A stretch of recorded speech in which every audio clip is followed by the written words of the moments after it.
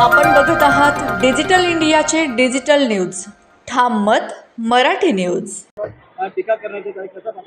स्थानिक स्वराज्य संस्थेच्या निवडणुका ह्या कार्यकर्त्यांच्या निवडणुका असतात. प्रदीर्घ कालावधीनंतर या निवडणुका होत आहेत. बऱ्याचशा ठिकाणी वेगवेगळ्या पद्धतीनं जशी तिथली समीकरणं आहेत, जिथं तिथली स्थानिक राजकीय जशी परिस्थिती आहे त्या पद्धतीनं युती आणि आघाड्या या त्या ठिकाणी झालेल्या आहेत. त्याच्यामुळे आता आम्ही शिवसेनेसोबत या ठिकाणी आमची युती आहे.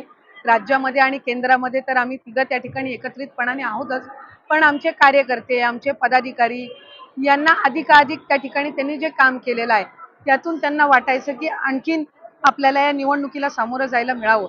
त्यामुळे स्थानिक पातळीवर ज्या काही टीका टिप्पणी होत आहेत त्या एका बाजूला, शेवटी धुळे महानगरपालिकेच्या निवडणुकीला सामोरं जात असताना आम्ही जे आहोत ते आम्ही शिवसेना आणि राष्ट्रवादी काँग्रेस पक्ष या विकासाच्या मुद्द्यावर आम्ही सामोरं जातोय.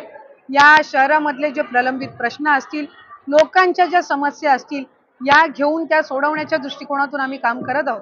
त्यामुळे आम्हाला खात्री आहे की इथल्या जनतेचा आम्हाला निश्चितपणाने प्रतिसाद मिळेल.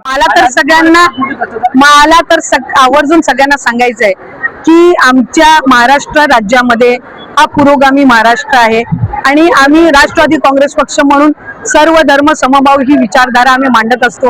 आम्ही कधीही जाती धर्माचं समाजाचं राजकारण आम्ही करत नाही. इतर जी मंडळी करतात त्यांना जनता काय आहे ते निवडणुकीच्या नंतर दाखवून देईल.